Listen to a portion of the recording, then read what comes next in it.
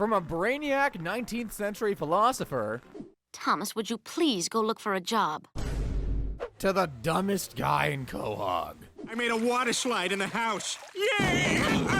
Today, I'm going to be going down the entire Griffin family tree to figure out how a guy who's literally related to Leonardo da Vinci turned out to be so stupid. And to do that, we're going to go way back in time to 15,000 BC, where we'll find Peter's earliest relative to date. It's the Stone Age where you'll find Peter, a caveman who somehow has a bigger IQ than present-day Pete. Brian, Peter invent wheel. Everyone excited about trapezoid.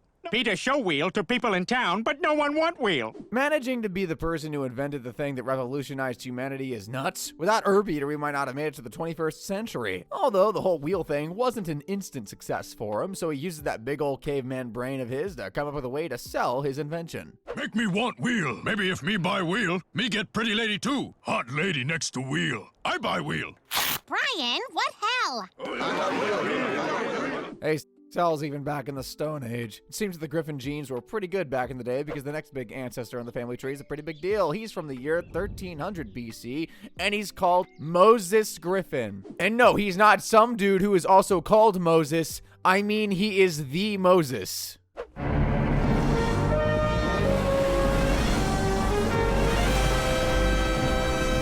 Yep, saving the Israelites, parting the Red Sea, 10 Commandments sharing Moses, although his 10 Commandments are not the ones I remember reading in the Bible. Commandment number 1, there's nothing I can do about the sun. Commandment number 2, there are no more Jolly Ranchers, they're all gone. Commandment number 3, shut the hell up. Commandment number 4, please don't read it out loud, all right? Now come on, let's get going. As we move on down the long line of griffins, our next jumping off point is in the Middle Ages, around the year 850, where we meet our first royal griffin family member, King Arthur Griffin. Oh, Arthur, prove to me you truly are the sole king of Camelot. If you are able to draw the sword from the stone, I will make love to you right here in the clearing. Maybe this is where the dumb gene starts kicking in for the Griffins. Seeing as how he's called King Arthur Griffin, guess he got that sword out eventually. It does seem there's a bit of a blue blood theme going on with Peter's ancestors, because right around the year 1400, he got another royal member on the family tree, and this guy's the King of Denmark. More table. More women. More wine. Back in the 1400s, Denmark was Viking country, and with that came all the Norse gods and Valhalla, which if you didn't know is like a heaven where you go to eat as much as you can before battle, and some Norse kings used to try and recreate that, which is what you're seeing here. But as King of Denmark, Griffin is gonna find out, you can have too much of a good thing. Is anyone at the table a doctor? I'm having a heart attack. I am? Come here, hurry, run! I guess that's why Denmark has small tables these days. They learn their lesson from their great 14th century king. Now, in the name of technicalities, I want to talk you through a member of the family tree who's sorta related to the Griffins and sorta not, Leonardo da Vinci, who's also from the same sort of time. Now, while Leo isn't called Leonardo da Griffin, we find out in the episode that he looks a lot like someone we all know. That must be Leonardo da Vinci. Da Vinci must be my ancestor. Which is weird, right? Well, it turns out that Da Vinci's related to the Griffins through Lois, which also makes sense as to why he resembles Stewie. So technically, he is on the Griffin family tree. He's not directly related to Peter, though. Otherwise, he'd look exactly like him, because that's how his genes work. The Griffins get another humanity-shaping person in their ancestry as well. That's our ancient and prehistoric side of the family tree covered, so let's move on up into a little something more modern. Getting back to the descendants that directly sit above Peter in the tree brings us to the guy who discovered the Fountain of Youth, the famous explorer Ponce de Leon Griffin from the year 1520. Let's just say, though, this guy was a bit big-headed. There it is, boys, the Fountain of Youth. Well, that was worth the 8-year boat ride. I mean, it worked, didn't it? Well, at least Ponce is real, which is more than can be said for the next member of the Griffin family tree, coming right around the 1670s. It's Griffin Peterson. In fairness to him, it's not really 100% stated if he's real or not, but present-day Peter finds out about his long-lost relative thanks to a fortune teller, and this Griffin Peterson fella is pretty important. I see. A long time ago, I see England. Whoa, Peter's got an ancestor that lived in England? That'll explain why he loves to drink as much as he does. Well, that and his real father's a drunken Irishman, but hey, who's counting? Griffin only had eyes for one woman on English soil, and her name was Lady Redbush. It's so good to see you. What are you doing here? I was just walking off. I thought I'd come by and ask you a little question. By the sounds of it, she's clearly into him, but there's another suitor waiting in the wings, and he's a far bigger fish than Griffin. King Stuart. That's Lady Redbush and her husband-to-be, Griffin Peterson. Well, not if I have anything to say about it. That piece of ass is marrying that tall glass of poop juice? A woman of that caliber should be married to a king. I'm not quite sure a 17th century king would say poop juice, but then again, I don't think a 17th century king would be a baby or have a dog as a jester. Anyway, on the day of Griffin and Lady Redbush's wedding, King Stuart demands that Griffin be exiled from England and sent to discover the New World. But I'm supposed to get married today. That medium-sized hill? Seize him! And on his voyage, Griffin finds a new land, a land that would be home to his ancestors nearly 400 years later, Quahog. This place is nothing but a wilderness. What are we gonna do? Except blacks, Asians, Hispanics, Jews, gays, women, Muslims. We'll have a happy new life and we'll have equal rights for all. We're gonna build a new settlement. Technically speaking, the land is America, but that specific part is now Quahog. You know what I mean. After years building the new settlement, Griffin is once again reunited with his long-lost love, Lady Redbush. Of course, Griffin had to go through the complex divorce procedure required by 18th century society. Oh, don't celebrate too soon, because King Stuart is hot on the heels of his wife, and to settle the score to see who should get to keep Lady Redbush, Stuart and Griffin go head-to-head in a talent show. Stuart does some stand-up comedy.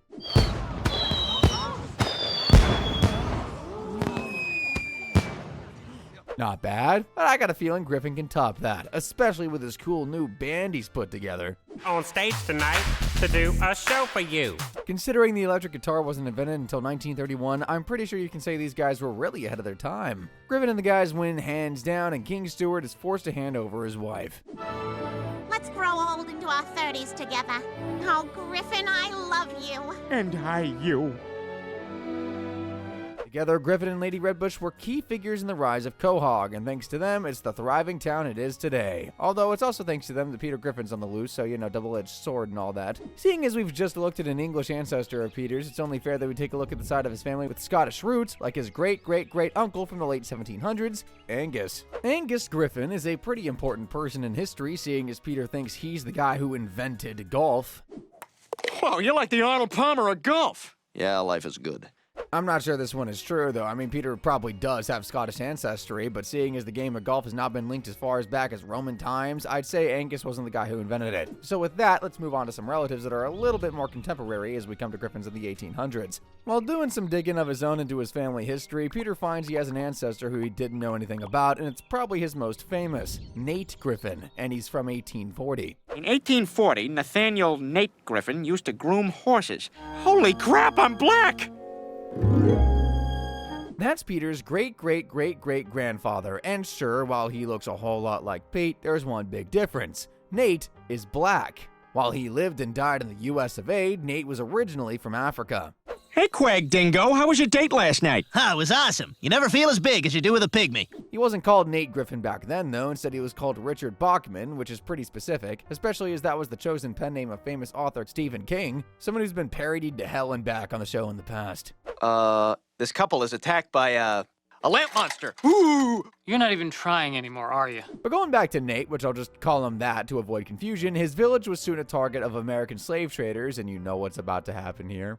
I'm Cleveland from South Carolina. Would you like to be equals? It wasn't long before Nate and the rest of his friends were literally shipped back to America to be slaves. Nate landed in the estate of the Pewtersmith family, where he became a horse groomer, and more importantly, first saw the great-great-great-great-grandmother of Lois. She was the kind of woman you just want to have with over and over. He knew he had to have her. With the kind of breasts pushed together so she looks like a cross-eyed torso. This means that technically, Lois and Peter are distantly related, because as you can guess, Nate's charm is too much for Lois to handle, and they start seeing each other secretly, raising a family together. You know the best part about being half black and half white? I'll be accepted by everybody. Obviously, Mr. Pewtersmith is outraged to find his daughter raising a family with a slave, but don't worry, Nate gets his own back. Nate and I love each other. Tell it to the authorities, because you're all going to... Run! Oh yeah, and as one final act of revenge, Nate also was the guy who invented the DMV. Sir, did you fill out the 1170? I think I did. That's the 1190. You're gonna have to go stand in the blue line. Look, I was already in that. Then there's Huck Griffin, the guy who sailed down the Mississippi in the mid-1800s. That is our word. You've got no right using it. Hey, I'm cool. No problem. Could you pass me the N-word, Jim? Thank you. Huck's an interesting one, as it's kind of impossible he's Peter's great-granddad. He would have been born in the early 1800s, over 160 years before Peter, and considering he's got a few great-grandparents coming up who were born nearly 50 years after Huck, I highly doubt he's one of Peter's real great-grandfathers. But let's turn our attention to someone who probably was real, Peter's revolutionary great-great-uncle, Ulysses Griffin. He was the great general of the Union Army in the American Civil War. I know what you're thinking. Did Family Guy talk about the intense familial struggle both Griffins went through being on different sides of the Civil War? This is Family Guy, folks. They simply did not care. But hey, let's forget that and look at Ulysses in action. All right, no more slaves. Deal. Yeah! Woo! Barkeep, Pedro Nemo Slappywag. A season or so later, we find out that Peter also had two great-great-uncles who fought in the Civil War, but there's something particularly different about them. I'm seceding. Not too smart, huh? Yeah, did not think that one through. I can only imagine how crazy the family dynamics were with them guys and Ulysses. If these guys were somehow on Jerry Springer in the mid-2000s, you know it would have been a box office. Well, not for the dead twin, but you know what I mean. Then next on the timeline is one of Nate's grandkids, Thomas Griffin from 1872, and this guy is a throwback. Remember how Peter's early family tree was filled with decently clever people? Well, Thomas is a pretty brainy philosopher. Thomas, would you please go look for a job? Why? Come on, when you're related to Peter, that's as good as you're gonna get. Things get a little bit confusing now as Peter places his great-great-granddad and great-great-great-granddad within 20 years or so of each other by showing us how John Wilkes Photo Booth Griffin got his nickname.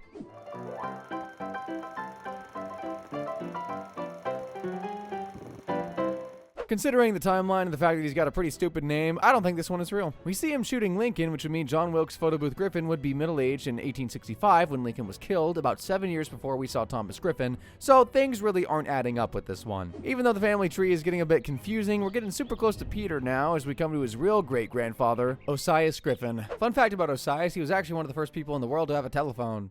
He owned one of the first dozen telephones. Hello? No, what number are you calling? 7. Well, this is 3. Oh, sorry. Even though there were only 12 numbers to call, they still managed to get the wrong number. Are you sure that guy on the phone isn't the one related to Peter? The Peter we know and love isn't that far away now, especially as we head on into the 20th century. The early 1900s is a big time for the Griffin family, especially as a world-famous silent movie actor is Peter's great-granddad. And his ocular misadventures made him a star. He was basically Oliver Hardy with one key difference. Instead of a Brit by his side in all of his big films, Willie had his trusty dog by his side, who looks a lot like Brian.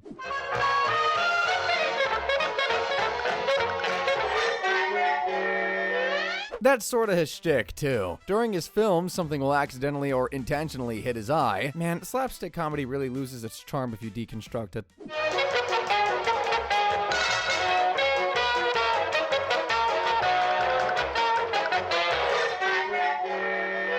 After his boom in the early 1920s, Black Eye Griffin looked to be unstoppable. He had fame and fortune, and there were no signs of him stopping until 1927 when the first film with sound was released, and let's just say he didn't really have the voice for talking films. Oh, my. Chris, it's important for you to get an education. This will never do, will it, dear? There goes that fame and fortune. Willie, Osias, and Huck aren't the only great-granddads Peter's mentioned throughout the years. Believe it or not, he's mentioned 2 more. There's turn-of-the-century take-on-all-comers Griffin from, believe it or not, the turn of the century. All right, put him up. Are you having a bully day? Bully! Yes, bully! Oh, thank God we live in this time. And then the last great-grandfather Peter talks about is the diminutive Mexican from the mid-1930s, Juarez Griffin.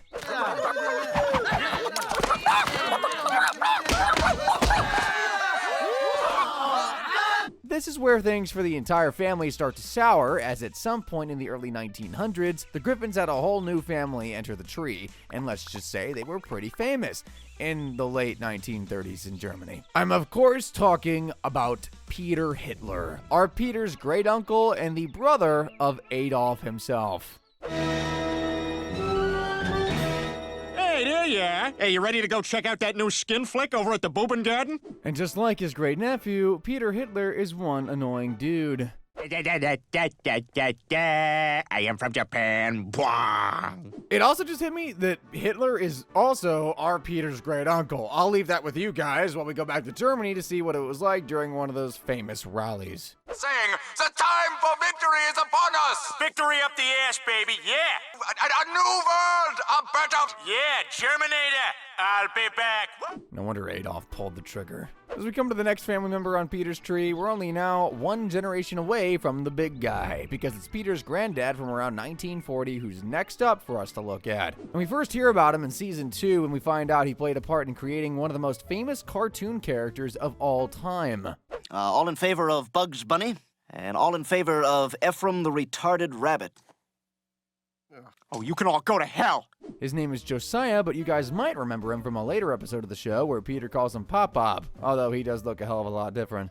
Please give me rat poison. I want only to die. No, we did it, Pop-Pop. I'm just gonna put that down to aging because according to sources, they're the same person, but as I've said 1,000 times so far, it is Family Guy, so who cares about continuity anyway? Before we get to present day Peter, I thought it'd also be a good idea to quickly run through some of his relatives that might have fallen through the gaps in the timeline, starting with his aunt, like his great aunt, Ella Fitzgerald Griffin from 1950.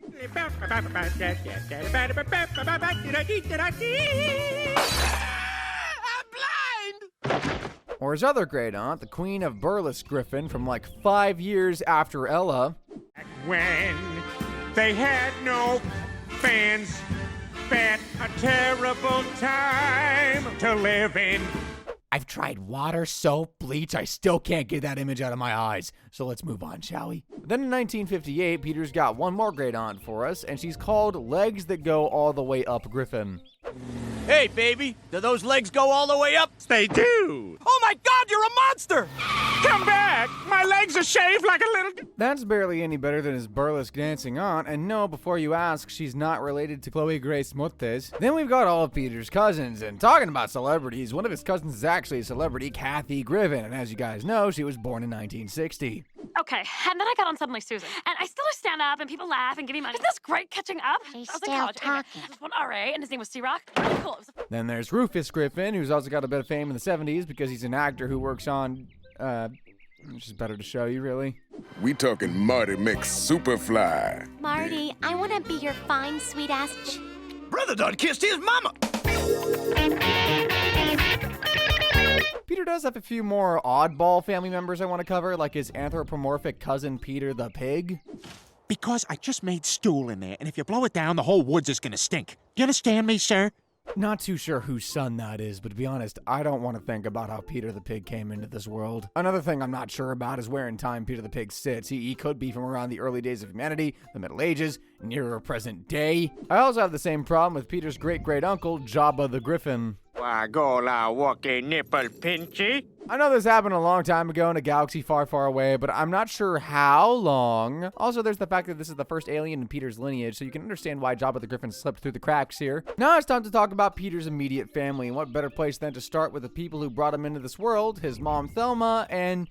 Well, we'll get to Peter's dad in a sec. Many moons ago, Thelma went on a trip to Ireland, and when she came back to the US, she found out she was preggers with the one and only Peter Griffin. Knowing his dad was a drunken Irishman, Thelma went down to Mexico to try and terminate the pregnancy.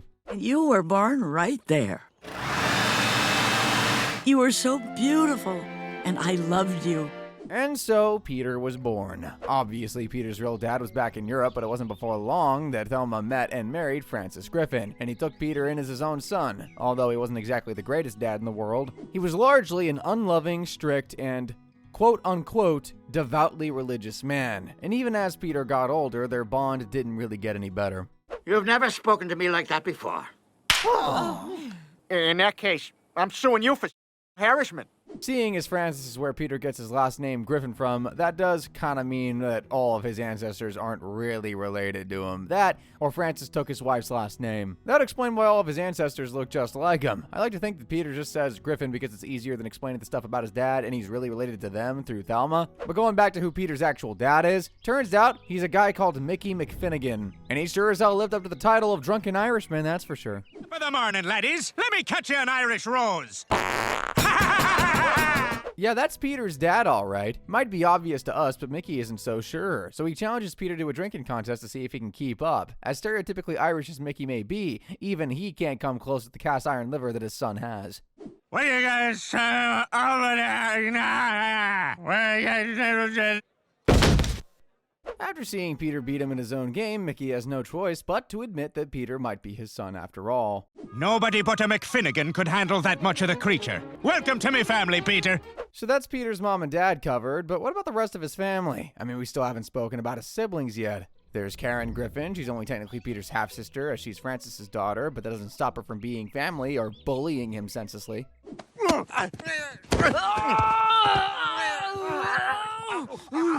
Can't really catch a break with his immediate family, can he? Both his dads are absent, his mom wanted him terminated, and Karen uses him as her own personal punching bag. Can he at least catch a break with his brothers? Well, if Thaddeus is anything to go by, then no. Well, this is really going to upset my evil brother. Yeah, this will surely affect my inheritance. Yeah. But Peter does have another brother, and this one's way weirder. He's actually his twin. Usually twins have a way to tell each other apart, a mole, a freckle, birthmark. Well, for Peter's twin, it's that he's completely hairless. Close the door, the moonlight burns. Oh, and I forgot to mention, Peter has kept him locked away for years. Probably should have mentioned that part. But he does actually escape and try to take Peter's place, but the whole deathly gray and hairless thing gives him away. Let's eat all the garbage we want.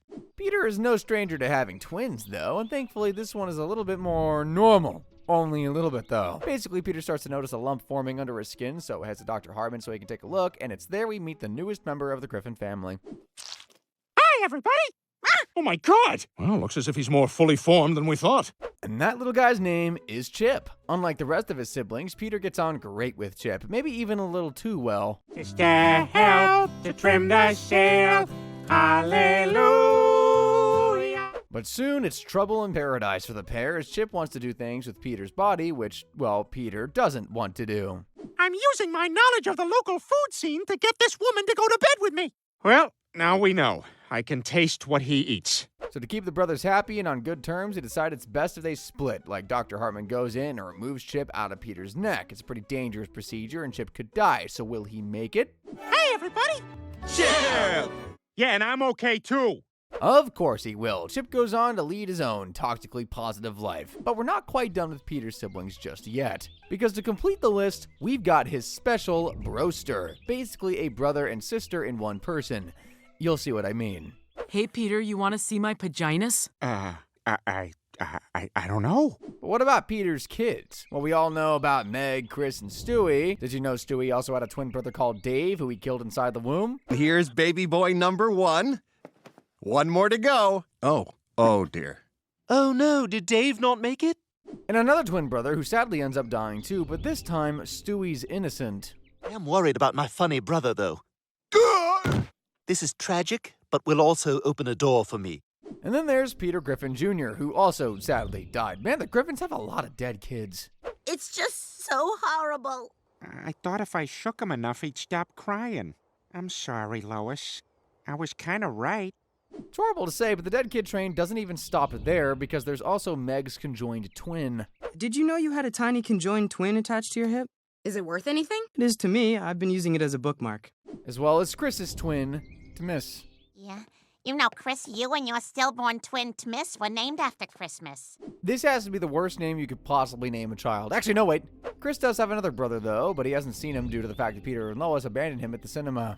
Mom, am I gonna fit in the seat, or is this gonna be like last time? This should tide you over for a while. She's not coming back, you know, 'cause she's my mom, too. Peter's also got some children that aren't from Lois, like the time he spawns an evil son known as Retep after he accidentally amputates his hand. That's all right. I can regenerate. I am evil. But the most famous bunch of kids Peter has that aren't Lois's are thanks to the Quahog sperm bank. It starts small at first, but after it makes up of the bank, Stewie's half-brother and arch-nemesis is born, Bertram. Bertram! I haven't seen you since our microscopic encounter. How the deuce did you get out of Peter's testicles? He donated sperm. From there on out, Bertram would be a big thorn in Stewie's side, and in a couple of seasons' time, he even tries to kill his brother.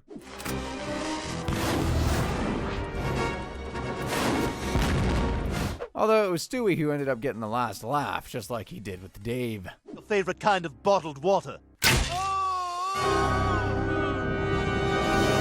But there have been quite a few others who have benefited from all of Peter's tadpoles. I mean, seriously, it's too much to count. Well, pretty excited to meet you.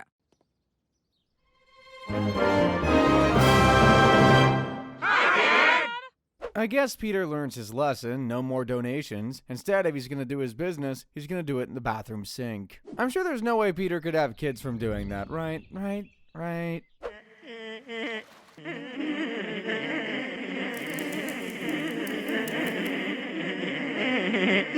We have fun down here. Is that rat-croc hybrid technically Peter's grandson? Well, it's funny I should mention grandkids, actually, because Peter did have some. It's actually pretty wild that both sets of Peter's grandkids so far are hybrids, although a Stewie Brian hybrid is way more messed up. But seeing as they're a part dog, that means they can be given away to the animal shelter. Attached to them, are you? Not at all. Yeah, me either. This is for the best. Yeah, I mean, I'm sure they'll be adopted. Oh, God, yeah. Peter Griffin's family tree goes back over 30,000 years. It's been kings, explorers, war heroes, assassins, you name it, his family's got it. So it's kind of crazy that it culminates in one pretty regular blue-collared guy just living his life buying tanks. Granted, with Stewie in the pipeline, now I'm sure the Griffin family tree is about to get a lot more exciting. That's all the ancestry we got time for today, but if you like what you saw and you want to see more, then give the video on screen a click right about now, and I'll see you on over there. Thanks for watching.